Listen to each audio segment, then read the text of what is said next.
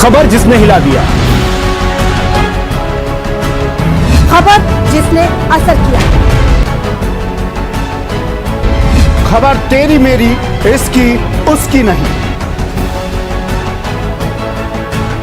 खबर जिसमें मैं नहीं हम हैं। खबर में दम है। स्वागत है आप सभी का। आपके साथ मैं हूं स्वप्निल। अगले आधे घंटे में बात होगी हर उस क्षेत्र की जिससे जुड़े हैं हम, कच्ची पगडंडियों की हलचलों से लेकर पक्की सियासत की गलियों तक। तो चलिए शुरू करते हैं। खबर में दम है।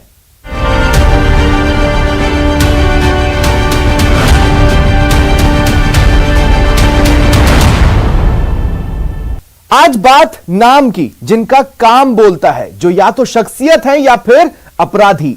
इस कड़ी में सबसे पहले बात सीएम गहलोत की, जो दिल्ली दौरे पर गए और बता दिया कि उपचुनाव में जीत के बाद भी वही कांग्रेस के नायक है।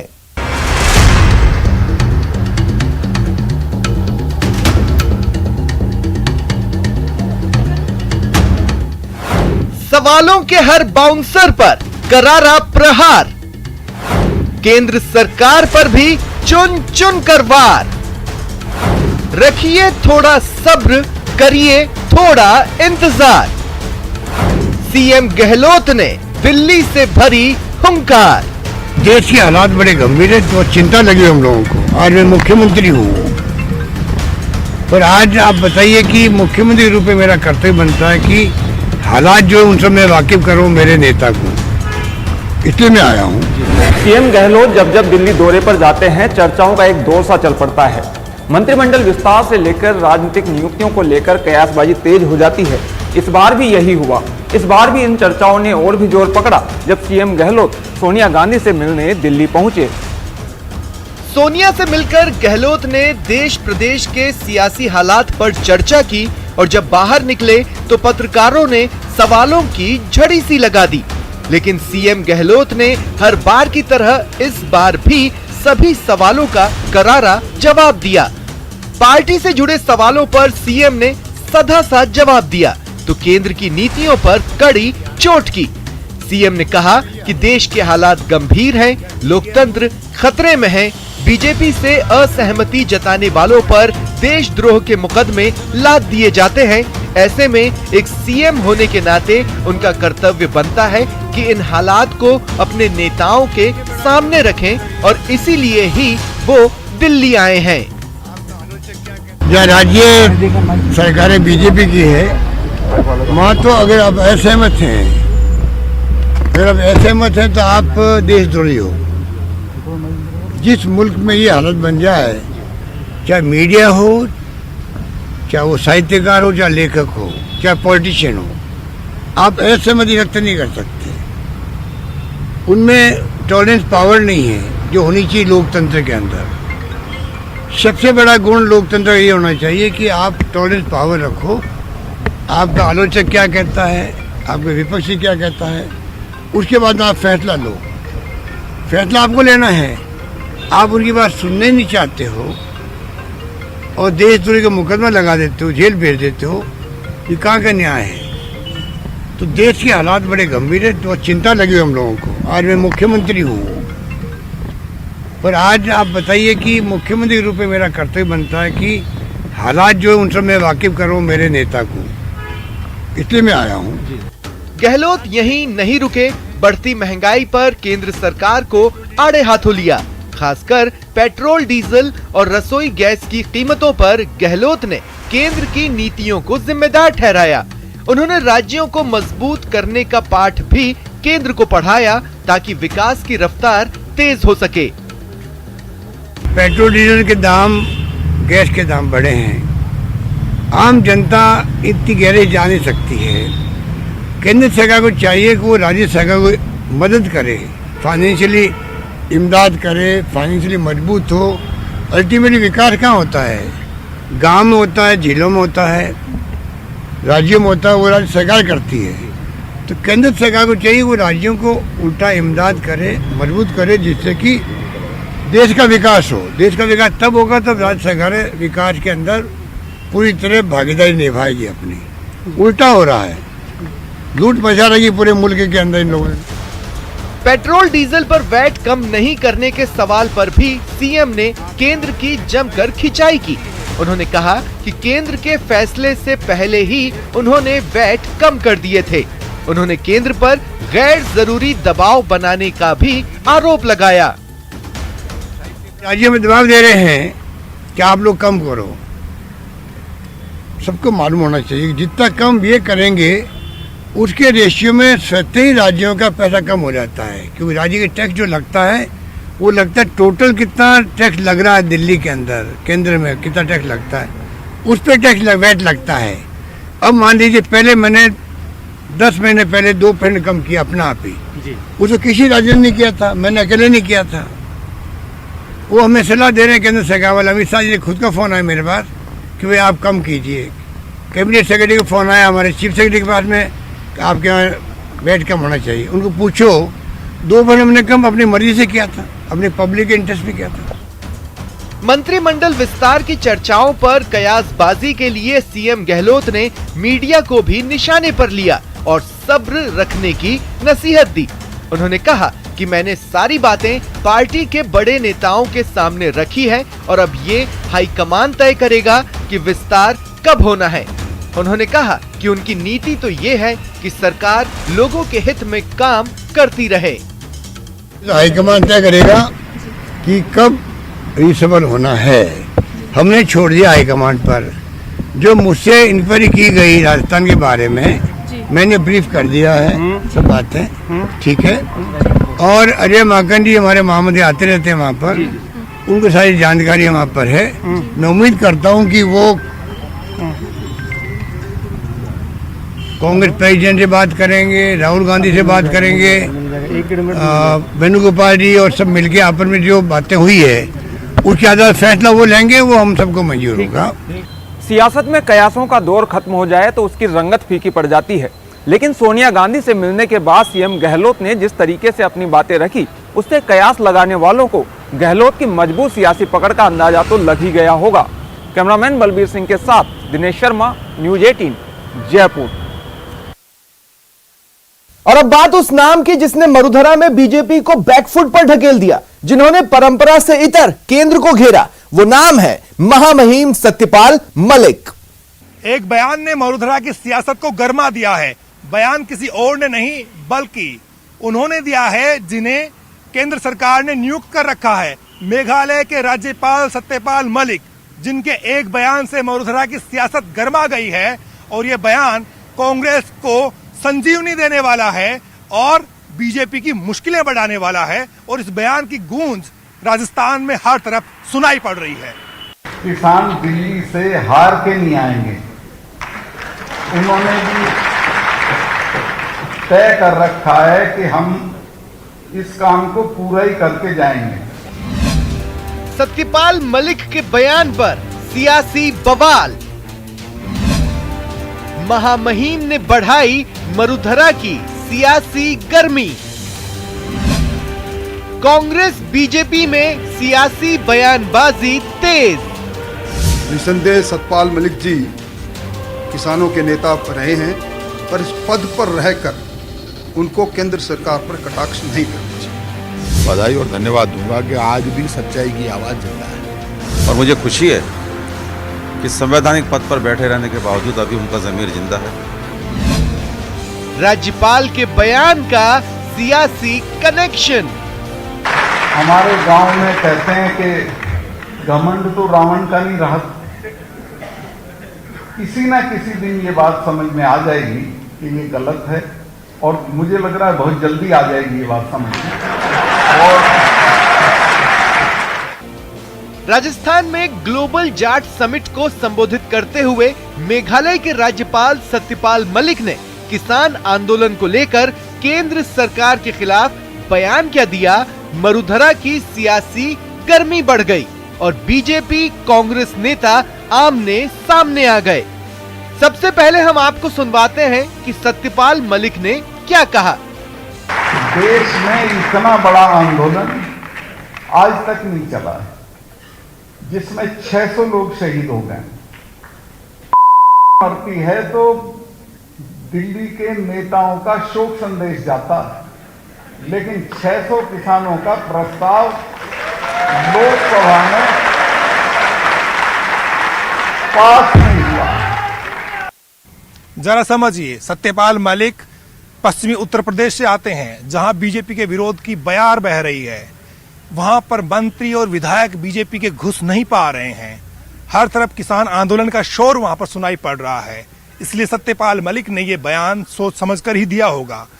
भविष्य में अपना राजनीतिक हित देखते हुए सत्यपाल मलिक अपने बयान देते रहते हैं, और यही बयान पश्चिमी उत्तर प्रदेश के लोगों को रास आ रहा है, क्योंकि पश्चिमी यूपी में किसान आंदोलन का शोर कुछ ज्यादा सुनाई पड़ रहा है। सत्यपाल मलिक ये जानते हैं कि उनकी किसान पृष्ठभूमि की वजह से उनको किसानों का समर्थन मिल सकते हैं, और वो अपना राजनीतिक भविष्य इस इलाके में जिंदा रखना चाहते हैं। यही वजह है कि वो भाजपा को हर तरफ निशाने पर ले रहे हैं। सत्यपाल मलिक ने बयान दिया तो कांग्रेस ने इसे हाथों हाथ लपक लिया। पहले तो मैं मेघालय के राज्यपाल सत्यपाल मलिक साहब को बधाई और धन्यवाद दूंगा कि आज भी सच्चाई की आवाज़ जिंदा है। जो गवर्नर आगे बढ़कर सच को स्वीकार करे, सच्चाई की आवाज़ को बोले, उसका सम्मान होना चाहिए। उन्होंने सही कहा कि देश का किसान मर रहा है और केंद्र की सरकार घमंड में है। और मुझे खुशी है कि संवैधानिक पद पर बैठे रहने के बावजूद अभी उनका ज़मीर जिंदा है। उन्होंने ये बात कही और ये सच्चाई भी है। एक भी किसान के प्रति संवेदना तक व्यक्त नहीं की प्रधानमंत्री जी ने या भारतीय जनता पार्टी को उच्च स्तरीय नेताओं ने। राज्यपाल मलिक के बयान के बाद प्रदेश बीजेपी बैकफुट पर आ गई। बीजेपी नेता कांग्रेस के सियासी हमले से खुद को बचाने में जुटे हुए हैं। महामहिम राज्यपाल एक संवैधानिक पद है, उस पद की एक गरिमा है। निसंदेह सत्यपाल मलिक जी किसानों के नेता रहे हैं, पर इस पद पर रहकर उनको केंद्र सरकार पर कटाक्ष नहीं करने चाहिए। उपचुनाव की हार से बीजेपी ठीक से उबर भी नहीं पाई थी कि सत्यपाल मलिक के बयान ने बीजेपी की मुश्किलें बढ़ा दी है। बीजेपी पर चौतरफा हमले हो रहे हैं और कांग्रेस को बैठे बिठाए बड़ा मुद्दा मिल गया है। रिएक्शन मांगने पर बीजेपी के नेता बगले झांक रहे हैं। जाहिर है किसानों के बीच हमदर्दी पाने के लिए सत्यपाल मलिक का यह बयान आने वाले दिनों में बहुत असर दिखाएगा। कैमरा पर्सन अविनाश के साथ बाबूलाल धायल, न्यूज 18 जयपुर। वो कौन है, क्या नाम है उसका, वो एक है या एक गिरोह, कोई नहीं जानता। सांसद रंजीता कोली पर दूसरी बार हुए हमले के बाद उस नाम की तलाश तेज हो गई है। भरतपुर सांसद पर हमले की दोबारा कोशिश। रंजीता कोली का दुश्मन कौन? स्पेशल ऑपरेशन ग्रुप करेगा मामले का राज फाश। एक तो सांसद और उस पर दूसरी बार हमले की कोशिश। सवाल है कि आखिर भरतपुर सांसद रंजीता कोली को किससे रंजिश है? कौन है जो रंजीता कोली को खुली धमकी दे रहा है? इस बार जांच की जिम्मेदारी एसओजी की है और उम्मीद है कि इस बार हमले की साजिश का राजफाश होकर रहेगा। भरतपुर की बीजेपी सांसद रंजीता कोली के घर पर फायरिंग का मामला तूल पकड़ता जा रहा है। बीजेपी हमलावर है और कार्रवाई नहीं होने की सूरत में सड़क पर उतरने की चेतावनी दे रही है।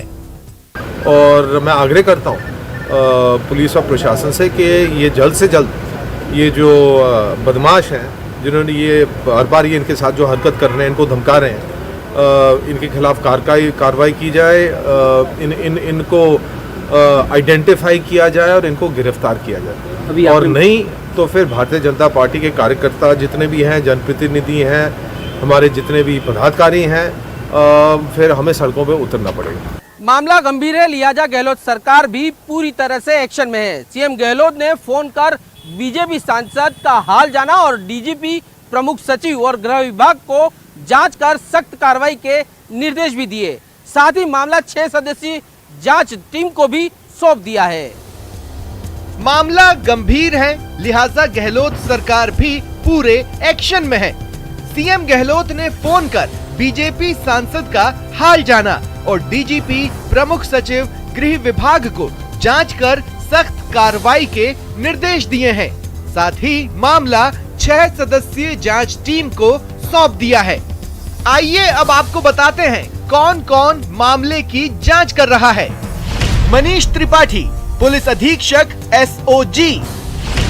वंदिता राणा, अतिरिक्त पुलिस अधीक्षक भरतपुर, अजय शर्मा वृत्ताधिकारी बयाना, गुमाना राम पुलिस उपाधीक्षक एसओजी, मोहनलाल पोसवाल पुलिस निरीक्षक एसओजी, पूरन सिंह थानाधिकारी बयाना।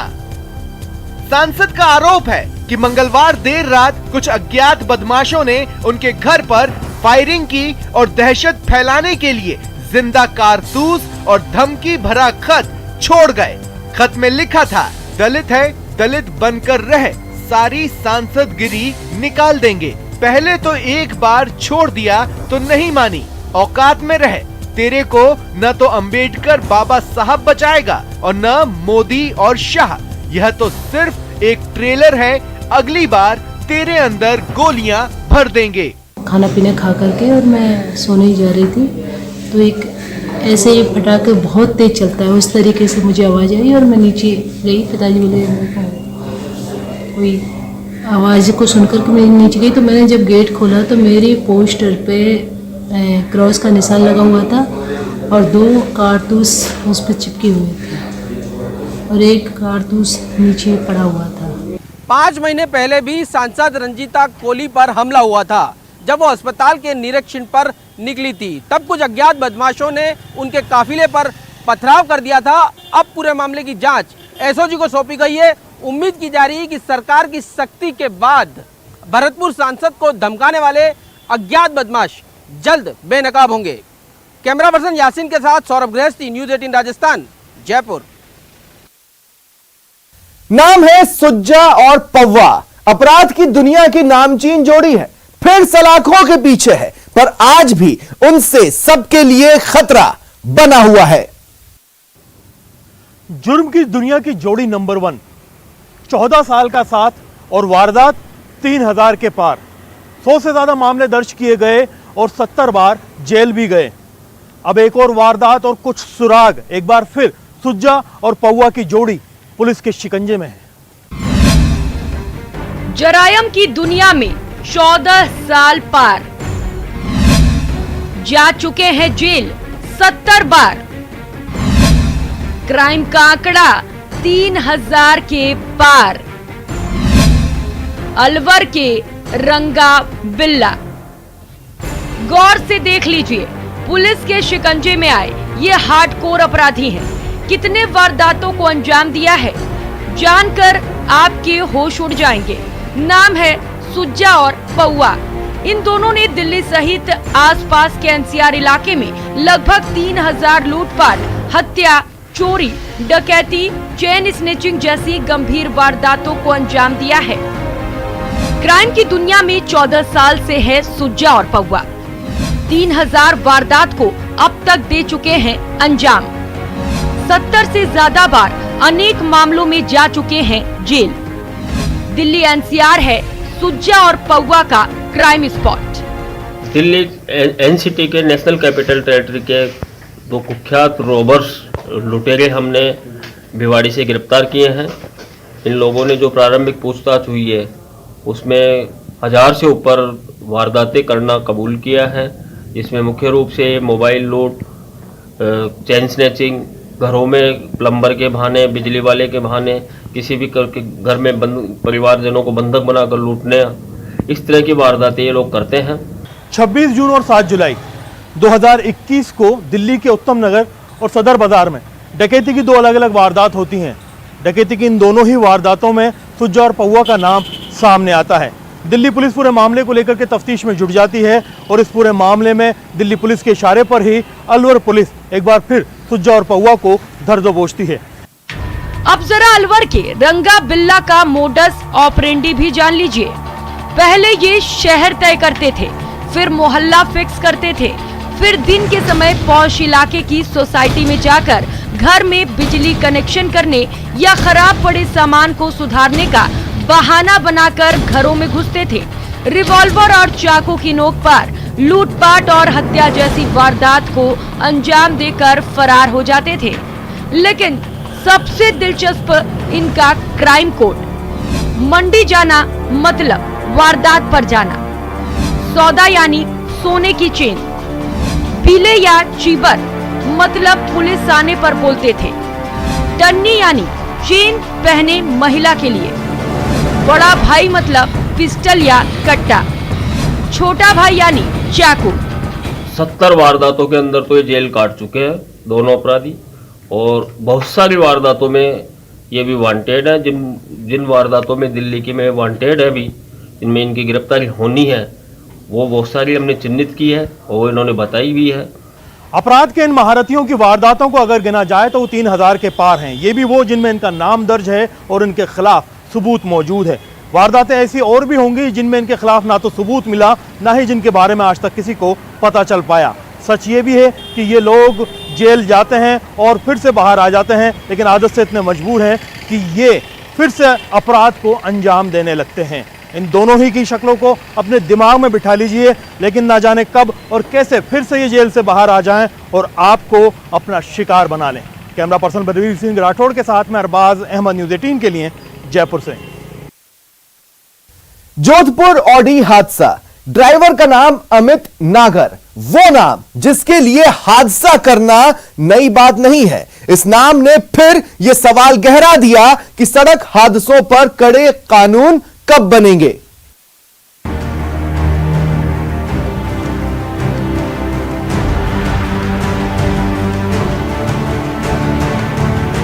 शानदार कार हो और तेज रफ्तार हो, ऐसे में गाड़ी पर कंट्रोल हाथ से निकल जाए तो रफ्तार जानलेवा साबित हो सकती है। कुछ ऐसा ही हुआ 9 नवंबर को जोधपुर सन सिटी में, जब सड़क पर एक ऑडी कार मौत बनकर दौड़ी और एम्स रोड पर मौत का सन्नाटा पसर गया। तारीख 9 नवंबर 2021, दिन मंगलवार, जगह एम्स रोड जोधपुर। चंद सेकंड में तबाह कर देने वाले इस वीडियो को देखकर किसी के भी रोंगटे खड़े हो जाएंगे। ये तस्वीर इतनी भयानक है कि किसी का भी दिल दहल जाएगा। एक तेज रफ्तार से आ रही ऑडी कार ने पलक झपकते ही जोधपुर के एम्स रोड पर बने झोपड़पट्टी के पास कई लोगों को रौंद दिया। टक्कर इतनी जबरदस्त थी कि कई दोपहिया वाहन चालक तो हवा में ही उड़ गए। इस हादसे में एक की मौत हो गई, जबकि 9 लोग घायल हो गए। एक्सीडेंट हो गया, चार बच्चों के, मतलब ऊपर से कार वाला लेके आया, ऊपर से गिरा दी गाड़ी। हमारे तो घर पे बैठे हुए भी लाके ठोक दी, और 4 बच्चों बिल्कुल ही बेहोश हो गया था। एक तो ठाम ही खत्म हो गया मेरा भाई, एक भेजा निकल गया, सर फूट गया बिल्कुल। गाड़ी कौन सी थी? कार वाला था, टोली कार थी, सफेद कार थी ऐसी।